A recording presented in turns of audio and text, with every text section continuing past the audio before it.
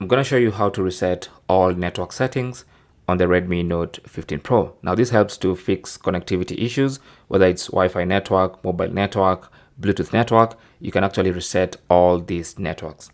Now keep in mind that when you reset networks, it's going to unpair your phone from all these networks. So you want to go into settings and then go to more connectivity options, tap on that, and then scroll down and you should see reset Wi-Fi, mobile networks, and Bluetooth. So if you tap on that, then you can actually choose the specific SIM card in case you have a dual SIM setup, but Wi-Fi, mobile data, and Bluetooth are going to be reset. So to confirm, tap on reset, put in your passcode, and then confirm you want to reset all those networks.